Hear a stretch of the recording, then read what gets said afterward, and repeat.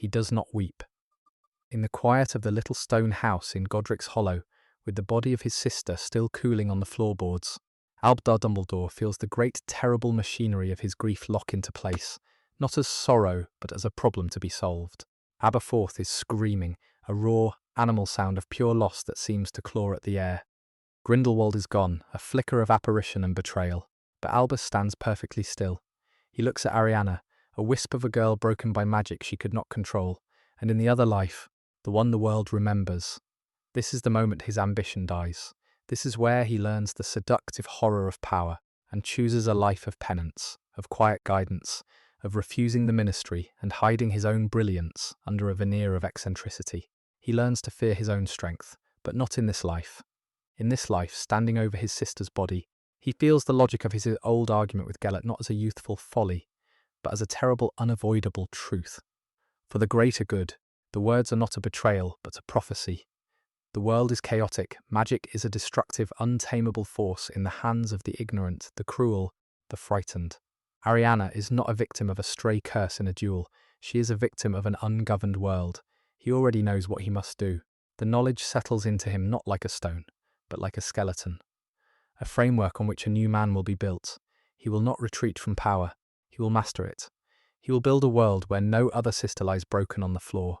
He will build a world so safe, so orderly, so perfectly designed, that it will never again have need of heroes or martyrs. He will become the architect of peace, and he will build its foundations with spells the world has never seen. This is the promise he makes to his sister's silent form. It is a vow of terrifying love. The years that follow are not a retreat, they are a consolidation. He accepts the post at Hogwarts not as a haven, as he did in the other life, but as a laboratory. The students are not his charges, they are his data. He watches them, not with the twinkling affection of a mentor, but with the sharp, discerning eye of a general surveying his raw recruits. He identifies talent, not for goodness or bravery, but for aptitude. He sees a mind like Tom Riddle's, and feels not a chill of foreboding, but a pang of recognition. A tool of immense potential, if it can be correctly aimed. He begins his work. The world knows of his 12 uses of dragon's blood, a footnote in a textbook. Here they are not academic discoveries. They are the beginning of a new grammar of magic. Use 3 is a coagulant so powerful it can turn a man's blood to powder in his veins from 50 paces. Use 7 is a solvent for magical signatures, allowing an agent to pass through even the most ancient wards undetected. Use 11 creates a mist that induces a state of euphoric compliance, perfect for pacifying a restive population or a courtroom. He does not publish his findings. He catalogues them in a series of simple, leather-bound journals, the script precise, the notes detached. He is building an arsenal, not a library. His relationship with the Ministry of Magic is inverted. He is not the eccentric academic they occasionally consult. He is the quiet, formidable power they fear to cross. When he is offered the position of minister, he refuses, but not with the humility of the other life. He refuses because the position is beneath his ambition. A minister governs. He intends to rule, not with a throne and a crown, but with the quiet, inexorable pressure of superior knowledge and overwhelming magical force. He offers them his inventions, piece by piece, as gifts. The first is a bauble, a small silver orb he calls a veracity sphere. Presented to the Wizengamot, it glows green for truth, red for a lie. Justice becomes swift, efficient, and utterly devoid of nuance or mercy. An accused man cannot offer a defense shaded by fear or confusion. He can only offer the binary output of the sphere. Convictions soar, the prisons fill, the world becomes safer. It also becomes a place where the truth is a weapon used against the speaker. His second gift is more subtle. He presents a new series of wards for the Ministry's Department of Mysteries.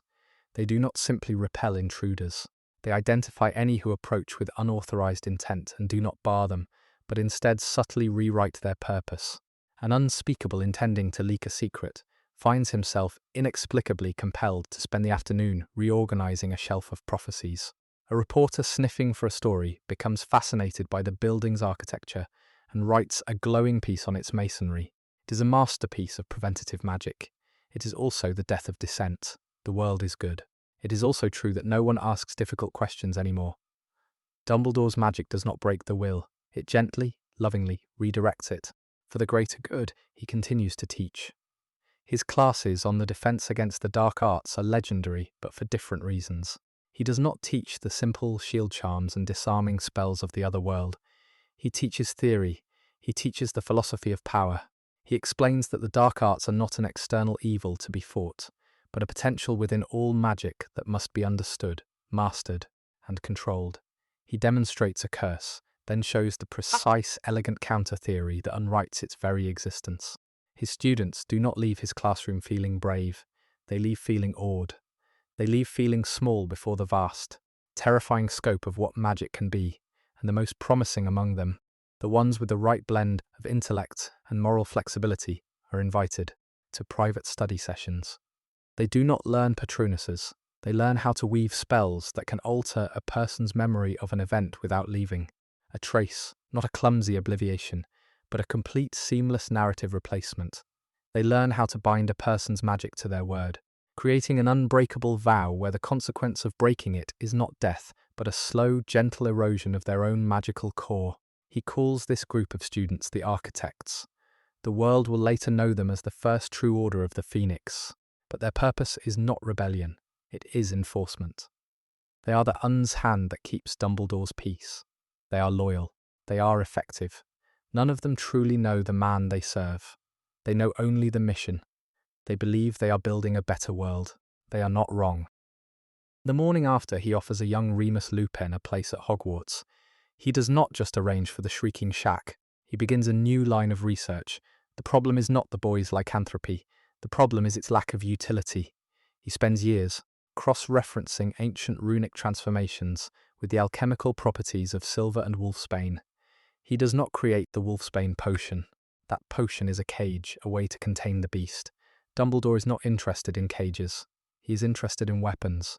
What he creates is a ritual, a brutal, painful series of injections and enchantments administered over the course of a year that does not suppress the wolf. It yokes it. It gives the human mind a sliver of control, not over the transformation, but over the transformed. It allows the wolf to distinguish between friend and foe. It allows the wolf to follow orders. He offers it to Remus not as a cure, but as an opportunity to serve, to be useful. Remus, desperate and grateful, accepts. He endures the agony. He becomes the first of Dumbledore's living weapons. On nights of the full moon, he is not locked away. He is deployed. He patrols the borders of magical enclaves, a silent, terrifying deterrent to creatures that would otherwise threaten them. He is a hero. He is a monster on a leash. He has no word for what he is. It is this. He is Dumbledore's. In the quiet moments after a mission, the taste of blood still on his tongue, he remembers the kindness in the old man's eyes when the offer was made, and he cannot reconcile it with the cold, hard purpose he now serves. The kindness was real. The purpose is also real. This is the nature of Dumbledore's new magic. It is built on a foundation of genuine love, and it is utterly ruthless. Then comes Voldemort. In this world, Tom Riddle's ascent is not a slow burn of terror, a shadow growing for a decade. It is a firestorm. He is brilliant, charismatic, and unburdened by Dumbledore's complex, self-imposed morality. He seeks power not for the greater good, but for his own. He creates his Horcruxes. He gathers his Death Eaters. The war begins. But it is a different war. It is not a desperate, losing battle fought in the shadows by a brave few. It is a war of titans. It is Dumbledore's intricate, systematic magic of control against Voldemort's raw, elemental magic of hate. The casualties are immediate and horrific. The Ministry, neutered by years of Dumbledore's gifts, collapses in on itself. But the Order of the Phoenix does not. They are not the brave, amateur resistance of the other life. They are a disciplined, magically augmented army. They deploy Dumbledore's creations. They use the seventh use of dragon's blood to walk unseen into Death Eater strongholds. They use the 11th use to turn entire villages of sympathizers into placid, cooperative witnesses. Kingsley Shacklebolt and Alastor Moody do not lead Auror squads. They lead kill teams, armed with wands that have been alchemically altered by Dumbledore to cast spells that do not just stun or wound, but that unravel a person's connection to the magical world, leaving them broken, empty shells. It is a fate, Moody notes with grim satisfaction, worse than death. The Deluminator in this world is not a whimsical tool for a runaway boy. It is a strategic weapon. Dumbledore has refined it. It can now absorb not just light but specific emotional spectra. In the Battle of Hogsmeade, A young auror named Emmeline Vance holds a device that drinks all the courage and conviction from a platoon of charging Death Eaters, leaving them a confused, weeping mob that is easily dispatched. They do not even remember why they were fighting. The turning point comes with Severus Snape. He still comes to Dumbledore, terrified, after hearing the prophecy. He still begs for Lily's life. But Dumbledore's response is different. He does not see a broken man motivated by a desperate, selfish love. He sees a strategic asset of unparalleled value. He sees a spy. He does not ask for Snape's loyalty. He ensures it. He uses a spell he has spent 20 years perfecting. It has no name. It is not imperious, which enslaves the will. It is not a memory charm, which rewrites the past. It is something far more insidious. It is a spell of perspective. It reaches into a person's mind and gently, lovingly, realigns their deepest motivations with the greater good, as defined by Albus Dumbledore. It does not feel like a violation. It feels like an epiphany. Snape walks into the room loving Lily Evans. He walks out loving the idea of a world where people like Lily Evans are safe, and he understands, with a profound and sudden clarity, that his own life and happiness are a small, acceptable price for that world. He becomes the perfect double agent. He is not torn. He is not conflicted. He serves Dumbledore with the unwavering fanaticism of a true convert. His love for Lily transformed from a personal obsession into an abstract justification for his every dark deed. He is Dumbledore's greatest success, and his most profound monstrosity. Dumbledore has not just defeated an enemy, he has unwritten a man's soul. He did it to save the world. He tells himself this every time he looks at Snape and sees the placid devotion where a man's tortured heart used to be. With Snape's intelligence, the war is brutally short. The Order does not wait for Voldemort to act. They preempt him. They find the Horcruxes not through guesswork and adventure, but through cold, hard intelligence and targeted magical assaults. Remus Lupin, in his wolf form, is used to track Regulus Black to the cave, the locket retrieved before Creature can be commanded to take it.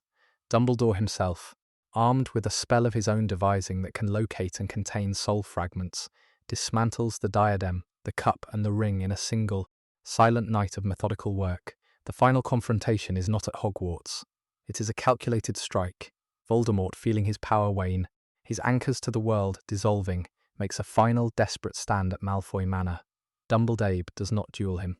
A duel implies a contest between equals. Dumbledore is not his equal, he is his superior. He appears in the great hall of the manor, and he is not alone. He is flanked by his architects, their faces grim, their wands steady. They do not cast curses, they cast a web, a vast, complex, multi-layered enchantment of Dumbledore's own design. It is a spell of absolute negation. It does not attack Voldemort. It attacks the magic around him. It starves him. The air grows thick. The shadows lose their menace. The very stones of the manor seem to refuse his power. Voldemort screams, a high, thin sound of fury and disbelief, as his curses fizzle into nothingness. He is a god in a world that has suddenly forgotten the concept of divinity. Dumbledore approaches him, his face a mask of weary regret. He says no words. He raises his wand, the Elder Wand, and casts a simple, silent spell that does not kill Tom Riddle. It erases him. It unspools the thread of his existence, pulling it back through every dark deed, every murder, every Horcrux, until there is nothing left but the memory of a brilliant, ambitious boy who made a wrong turn. There is no body. There is no scar. There is only a sudden, profound silence in the world. The war is over. It lasted 18 months. In the years that follow, the world is good. It is also quiet. The peace Dumbledore has built is absolute. The Ministry is rebuilt, with his architects in every key position. The laws they pass are sensible, just, and entirely focused on preventing the rise of another Dark Lord. Wands are registered. Magical education is standardized. Any magic deemed too dangerous or unpredictable is gently, systematically phased out of the curriculum. Hogwarts is still a place of wonder, but it is a tamer wonder. There are no secret passages, no forbidden corridors, no sense of ancient, untamable magic lurking just beyond the veil. The grounds are safe. The forest is managed. The students are happy. They are also monitored. Their magical signatures are logged. Their emotional states subtly tracked by the very wards that warm the castle, all in the name of ensuring their well-being. Any sign of dangerous ambition or emotional instability is flagged, and the student is given gentle, mandatory counselling. They are guided back to the path of productive, responsible citizenship. No one ever falls through the cracks. No one is ever lost. No one is ever truly free. James and Lily Potter live. They fight in the war, two brave, bright sparks in the Order's army. They survive. They marry. They have a son named Harry. He does not grow up in a cupboard under the stairs. He grows up in a sun-drenched house in Godric's Hollow, surrounded by love. He has his mother's eyes and his father's unruly hair. Sirius Black is not a hunted fugitive. He is Uncle Padfoot, who turns up on a flying motorcycle and gives him a toy broomstick for his first birthday. Remus Lupin is Uncle Moony, a quiet, sad man who visits for tea and always looks a little haunted, but whose eyes light up when Harry shows him a new spell he's learned. The world is good. It is the best sound Harry has heard in either of his lives. He will never know the cost of that sound. He will never know the desperation of a cupboard, the fierce, unyielding love of a mother's sacrifice, the weight of a destiny he did not choose. His greatest trial will be his NEWT. His greatest act of rebellion will be flying his broom a little too high over the Quidditch pitch. He is happy, he is loved, he is ordinary. That is Dumbledore's greatest gift, and the world's most profound loss. The boy who lived is just a boy. Some evenings, Dumbledore invites the Potters to his office. They sit by the fire, drinking tea, and talk about Harry. James talks about his first Quidditch game. Lily talks about his accidental magic, the time he turned their cat blue. Dumbledore smiles, his eyes twinkling, and he offers the boy a lemon drop. It is a perfect domestic scene. It is what he fought for. It is what he built. But as he watches them, he feels a strange, hollow ache. He sees their love, their easy happiness, and knows that it is a curated thing. It is a flower grown in a greenhouse, beautiful, perfect, and utterly fragile, protected from the harsh winds of reality by the glass walls he has built around the world. He has given them a life without fear, and in doing so has taken from them the chance to be truly brave. He has given them a life without loss, and has robbed them of the terrible, beautiful depth of love that only comes from knowing that loss is possible. He has no word for it. It is this. He is lonely. He sits at the centre of a web of perfect control, and he is the only one who knows it is a web. He has the loyalty of everyone, and the trust of no one. He is the most powerful man in the world, and he is a prisoner in the fortress of his own making. Once a year, on the anniversary of his sister's death, he allows himself a moment of weakness. He goes to the mirror of Erist. In the other life, he saw his family, whole and happy, a portrait of forgiveness. But what he sees now is different. He has his family. Aberforth runs the Hog's Head, a grumbling but safe man in a safe world. His mother and father are still gone, a grief no magic can undo. Ariana is still dead. But the mirror does not show him the past. It shows him the other life. It shows him the world he prevented. He sees a boy with a lightning bolt scar, standing in the ruins of a classroom facing a monster. He sees the chaos, the fear, the terrible wrenching loss. He sees Fred Weasley's last laugh, frozen on his face. He sees Tonks and Remus, their hands almost touching in death. He sees Colin Creevey, too small, too young, lying still. He sees Snape dying in a boathouse, his life bleeding out with one last desperate plea. He sees the Battle of Hogwarts, a maelstrom of courage and terror. It is a world of unbearable pain. And then he sees the rest of it. He sees Neville Longbottom, his face bloody, pulling a sword from a hat. He sees Molly Weasley, a mother lioness, defending her child with a fury that is its own form of pure, terrible magic. He sees Ron and Hermione, fighting back to back, their love a shield stronger than any charm. He sees Harry, walking to his own death, not because he was compelled by a spell, but because he chose to. He chose love, he chose sacrifice. He sees a world that is not safe, not orderly, not perfect, a world that is messy and chaotic and heartbreaking, a world that is free. The Dumbledore in the mirror is old and tired, and carrying the weight of 1,000 mistakes. But his eyes are not the eyes of a lonely king. They are the eyes of a man who loved, and was loved in return. The man in the mirror is not feared, he is trusted. The man in the mirror lost. He lost friends, he lost control. He lost the war for a perfect world, and in doing so, he allowed the world to win itself. Albus Dumbledore, architect of the greater good, stands before the mirror and looks at the world he sacrificed for his sterile peace. He has saved everyone. He has saved nothing. That is what it costs. He turns away from the mirror, and the reflection of the happy, broken world vanishes. The silence of his office returns, perfect and absolute and eternal, and it is real.